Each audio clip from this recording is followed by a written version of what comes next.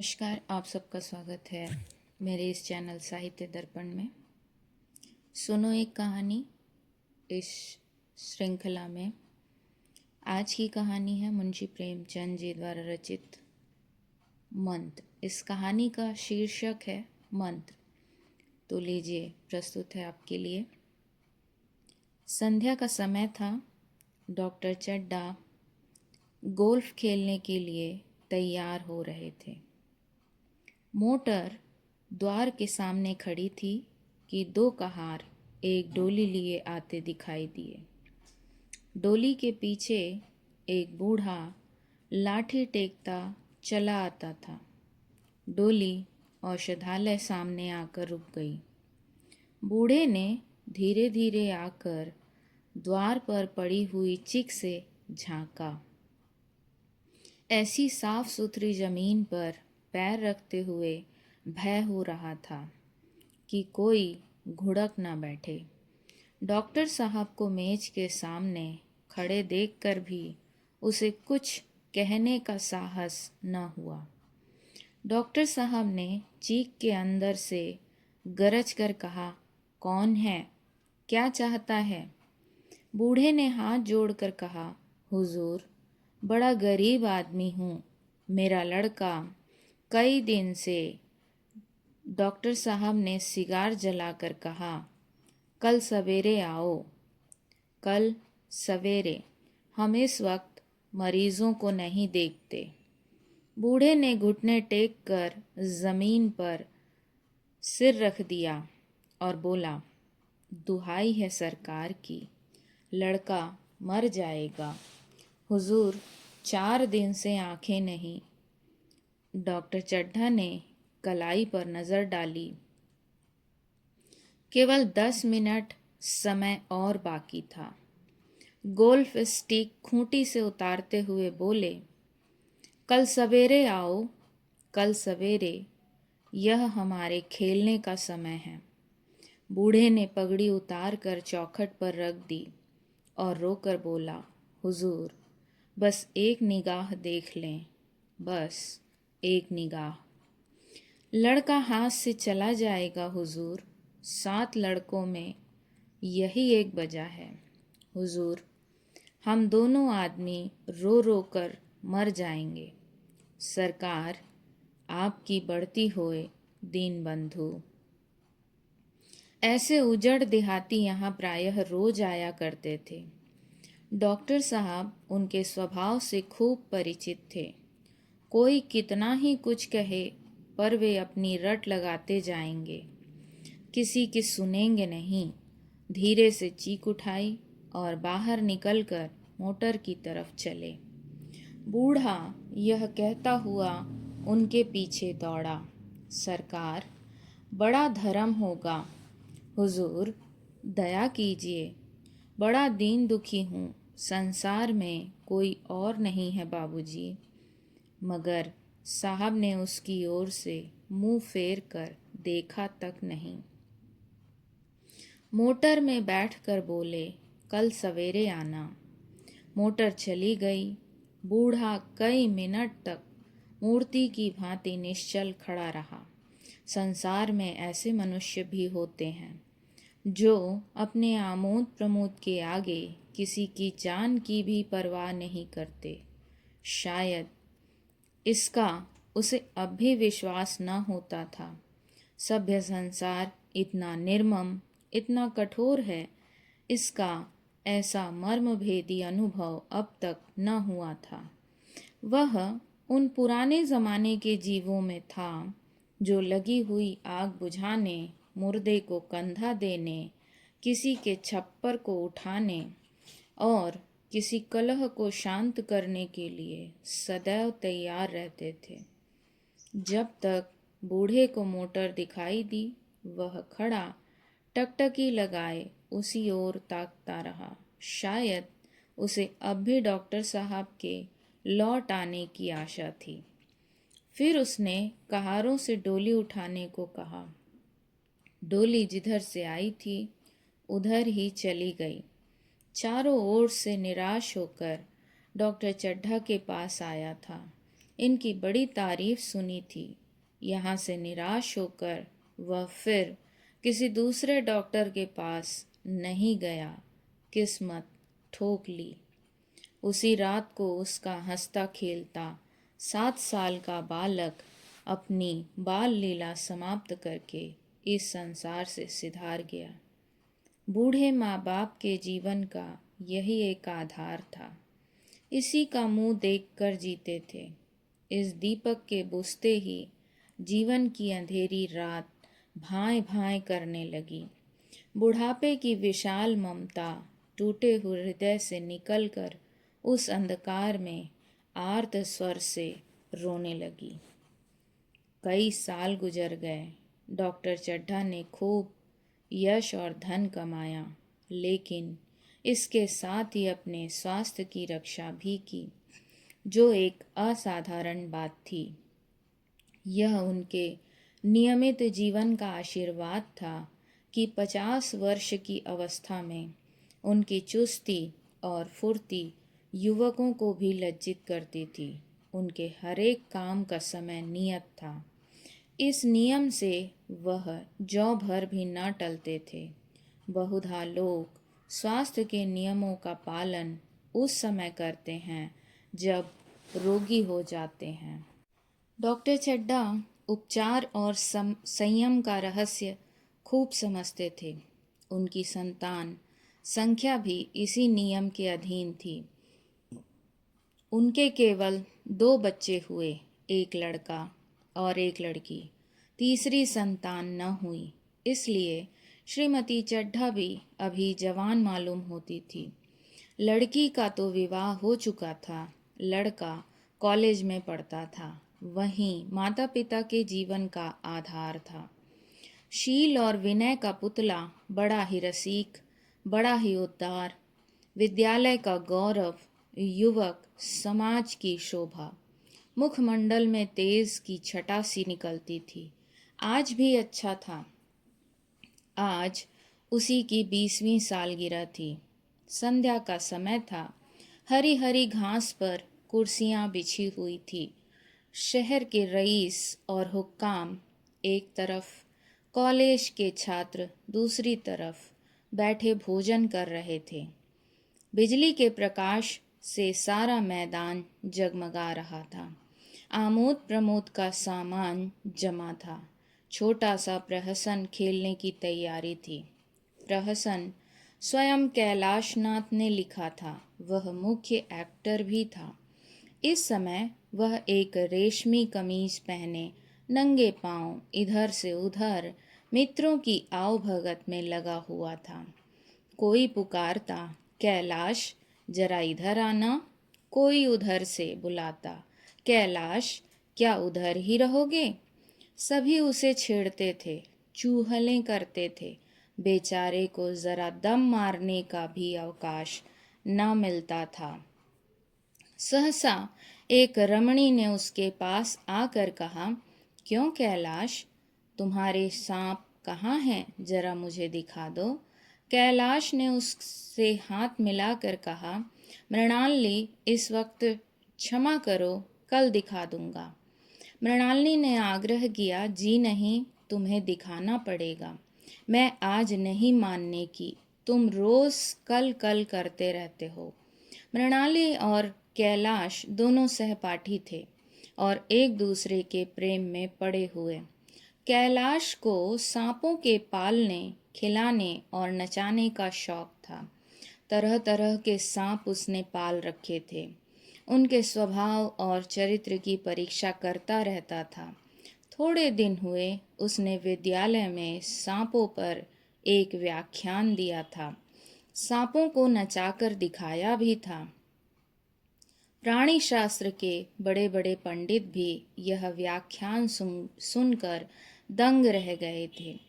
यह विद्या उसने एक बूढ़े सपेरे से सीखी थी। सांपों की जड़ी बूटियां जमा करने का उसे बहुत शौक था। उसे इतना पता भर मिल जाए कि किसी व्यक्ति के पास कोई अच्छी बूटी है, फिर उसे चैन न आता था। उसे लेकर ही छोड़ता था। यही व्यसन था। इस पर हजारों रुपए फूंक चुका था। मृणालिनी कई बार आ चुकी थी, पर कभी सांपों के देखने के लिए इतनी उत्सुक न हुई थी।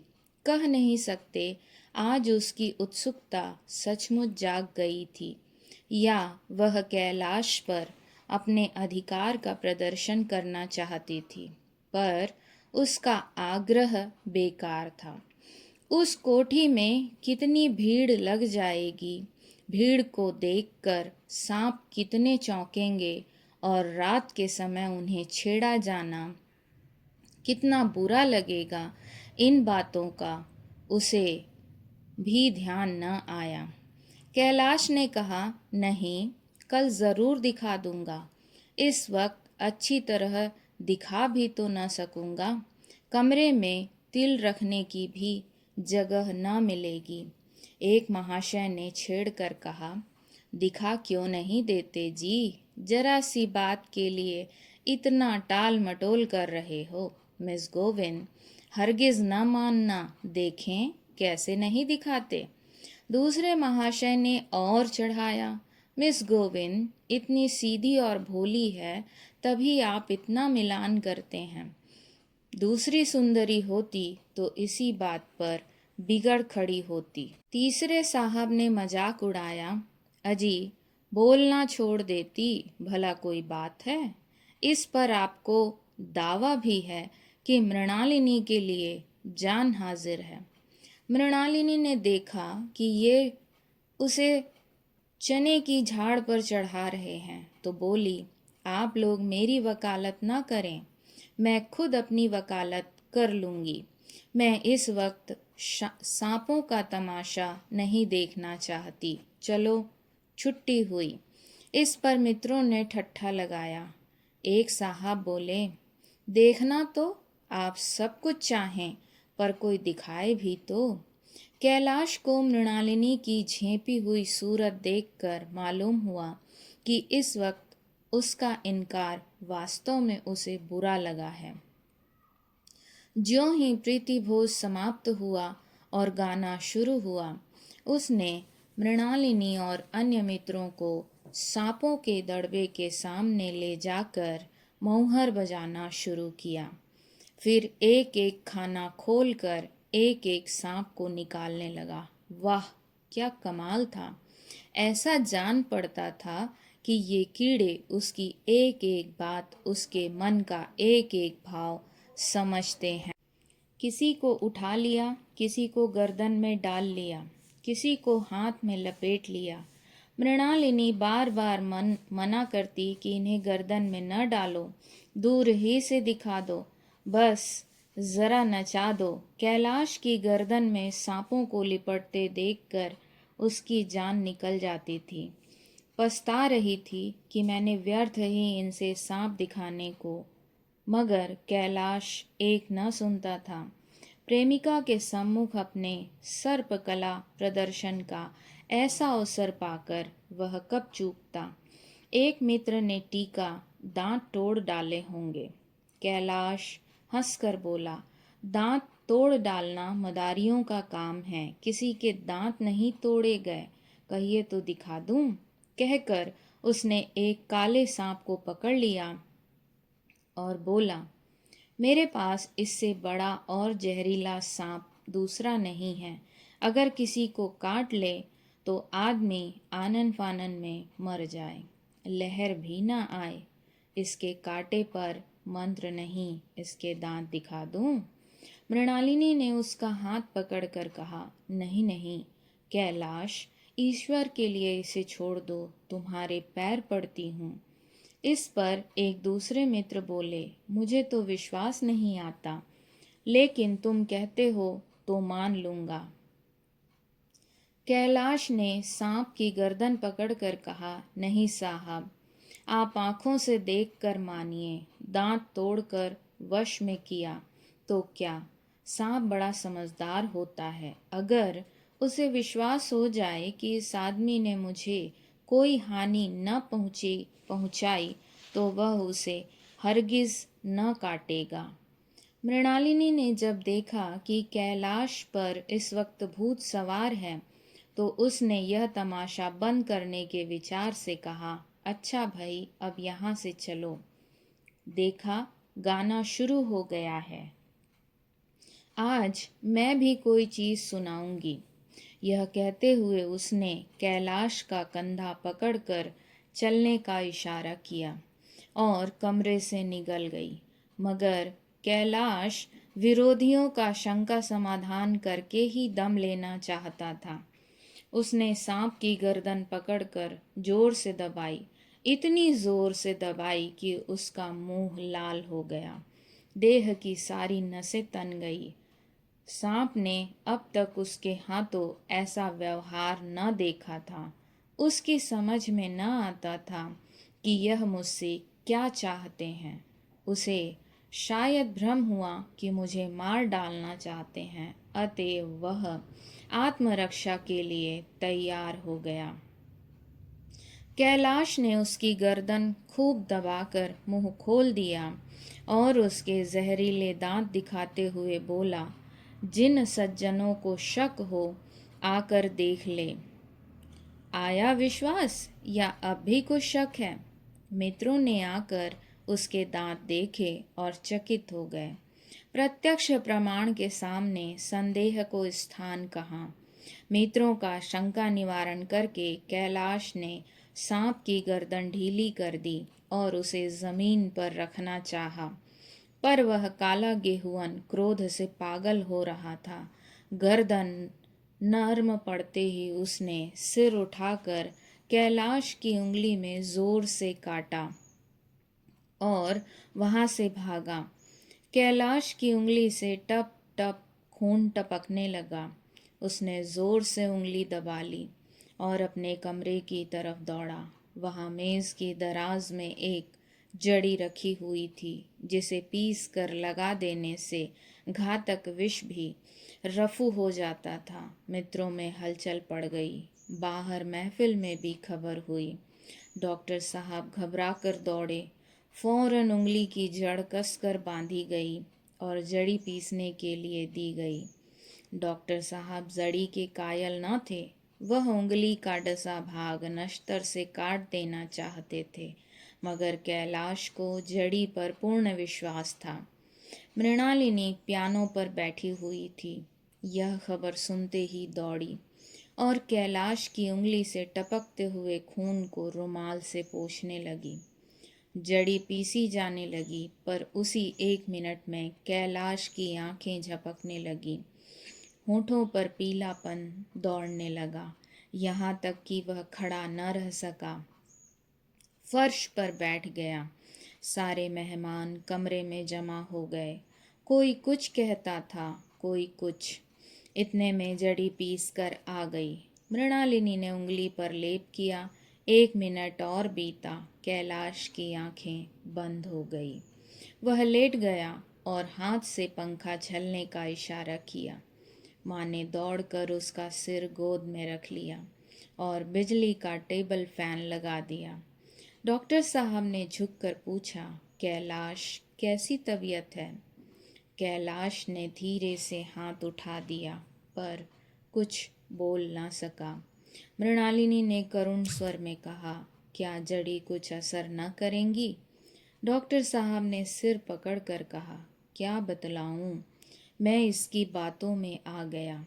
अब तो नश्तर से भी कुछ फायदा न होगा। आधे घंटे तक यही हाल रहा। कैलाश की दशा प्रति क्षण बिगड़ती जाती थी, यहाँ तक कि उसके आंखें पथरा गई, हाथ पांव ठंडे हो गए, मुख की कांति मलिन पड़ गई, नाड़ी का कहीं पता नहीं। मौत के सारे लक्षण दिखाई देने लगे। घर में कोहराम मच गया। मृणालिनी एक ओर सिर पीटने लगी। माँ अलग पछाड़े खाने लगी। डॉक्टर चड्ढा को मित्रों ने पकड़ लिया, नहीं तो वह नश्तर अपनी गर्दन पर मार लेते। एक महाशय बोले, कोई मंत्र झाड़ने वाला मिले तो संभव है अब भी जान बच जाए। एक मुसलमान सज्जन ने इसका समर्थन किया। अरे साहब, कब्र में पड़ी हुई लाशें जिंदा हो गई हैं। ऐसे ऐसे बकमाल पड़े हुए हैं। डॉक्टर चड्ढा बोले, मेरी अक्ल पर पत्थर पड़ गया था कि इसकी बातों में आ गया। नश्तर लगा देता तो यह नौबत ही क्यों आती। बार बार समझाता रहा कि बेटा सांप न पालो, मगर कौन सुनता था। बुलाइए किसी झाड़ फूक करने वाले ही को बुलाइए, मेरा सब कुछ ले ले, मैं अपनी सारी जायदाद उसके पैरों पर रख दूंगा, लंगोटी बांध कर घर से निकल जाऊंगा। मगर मेरा कैलाश, मेरा प्यारा कैलाश उठ बैठे। ईश्वर के लिए किसी को बुलाइए। एक महाशय का किसी झाड़ने वाले से परिचय था। वह दौड़कर उसे बुला लाए, मगर कैलाश की सूरत देखकर उसे मंत्र चलाने की हिम्मत न पड़ी। बोला, अब क्या हो सकता है सरकार, जो कुछ होना था हो चुका। अरे मूर्ख, यह क्यों नहीं कहता कि जो कुछ न होना था हो चुका। जो कुछ होना था वह कहाँ हुआ। माँ बाप ने बेटे का सेहरा कहाँ देखा। मृणालिनी की कामना तरु क्या पल्लव और पुष्प से रंजित हो उठा। मन के वह स्वर्ण स्वप्न जिनसे जीवन आनंद का स्रोत बना हुआ था, क्या पूरे हो गए। जीवन के नृत्य में तारिका मंडित सागर में आमोद की बहार लूटते हुए क्या उनकी नौका जलमग्न नहीं हो गई। जो न होना था वह हो गया। वही हरा भरा मैदान था, वही सुनहरी चांदनी एक निःशब्द संगीत की भांति प्रकृति पर छाई हुई थी। वही मित्र समाज था, वही मनोरंजन के सामान थे, मगर जहाँ हास्य की ध्वनि थी वहाँ करुण क्रंदन और अश्रु प्रवाह था। ये थी मुंशी प्रेमचंद जी की कहानी मंत्र, इसका पहला भाग। अगला भाग इसी चैनल पर उपलब्ध